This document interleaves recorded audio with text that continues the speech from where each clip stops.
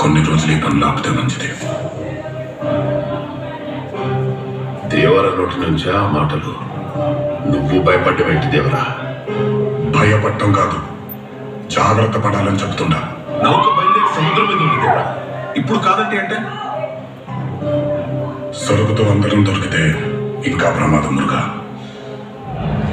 ప్రమాదం అని తెలిసి పని చేస్తున్నాం కదా, కొత్తగా మాట్లాడుతుండవేంది దేవరా? ఎవరో ఒకరికి ఏదైనా జరిగితే మిగిలిన వాళ్ళు ఆ కుటుంబానికి అండగా ఉంటాం. అదే అందరికీ జరిగితే మన కుటుంబానికి ఎవరు అండగా ఉంటారు భైరా? అయితే ఈసారి మేమెత్తాం దేవరా. మాకేదైనా అయితే ఈ కొండకి నువ్వు అండగా ఉంటావుగా. పదండ్రా. ఏ నౌక ఏ వరుసలో సరుకుందో సిటీ రాసి పంపించు మురుగా.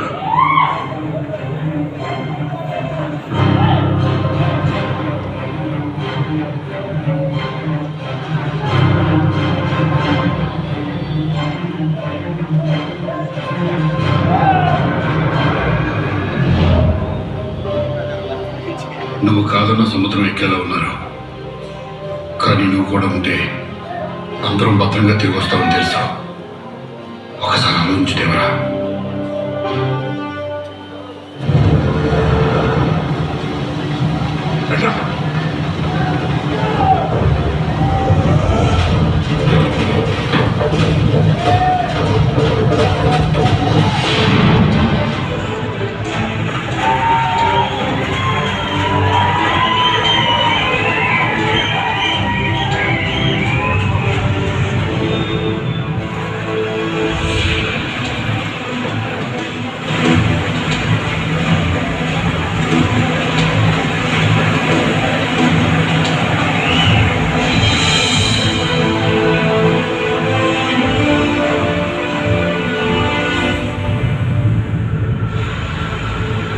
ఈ టైంలో ఎక్కడి నుంచి వస్తున్నారు? వేటకు వెళ్ళొస్తున్నాం సారు. చేపల వేటకు సారు. వీరులంతా కలిసి వెళ్ళిన ఎక్కువ పడలేదు ఈరోజు. చేపలు ఏదే దిక్కెళ్ళాం, ఎక్కువ ఎక్కడా. ఇప్పటికే ఆలస్యమైన సారు.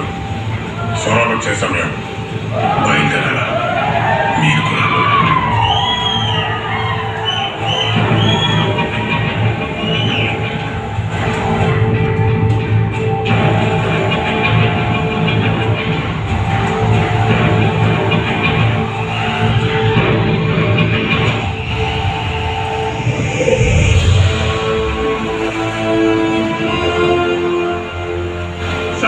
ఇక్కడ ఇంకా పెద్ద చేపలు ఉన్నాయి.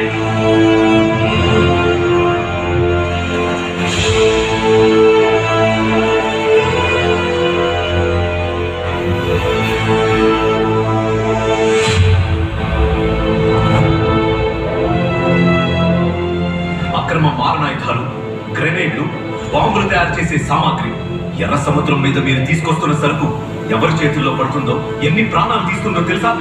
దేశానికి ఒక సరిహద్దు ఈ సముద్రం. అలాంటి ఈ సముద్రం మీద నుంచి మన దేశానికి ఏదైనా ముప్పు వస్తుందంటే మీ పూర్వీకులు ఆ ముప్పుని ఈ సముద్రం మీదే తెగ నరికి ఎర్ర సముద్రం చేశారని వింటూ పెరిగారు. కానీ ఈ రోజు దేశానికి ముప్పు వాళ్ళ వారసులైన మీ నుంచి ఈ ఎర్ర సముద్రం మీద నుంచేరా. మీరు చేసే ఈ దొంగతనం తెలియక కాదురా, ఈ సముద్రం మీద మీ తాతలు కావలి కాసిన కథలు వినే సముద్రానికి కావలి కాసే ఈ ఉద్యోగంలో చేరారు.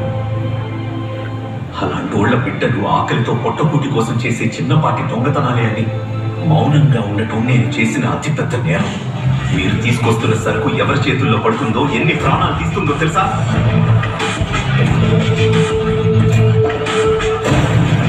2 మాసాల క్రితం మీరు చేసిన దొంగతనం ఆపుంటే ఆ సరుకు వలన చనిపోయిన వందల మంది ప్రాణాలు కాపాడి ఉండేవాడిని. ఆఖరికి మీ ఊరి బిడ్డ కూడా అక్కడ చనిపోయాడు కదా.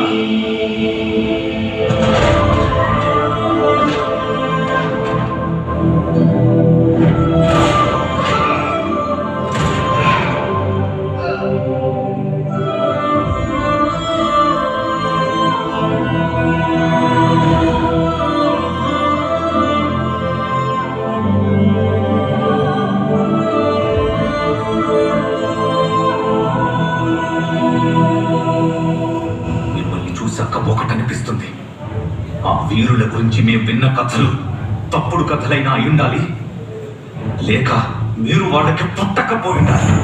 మాట భద్రం సారు.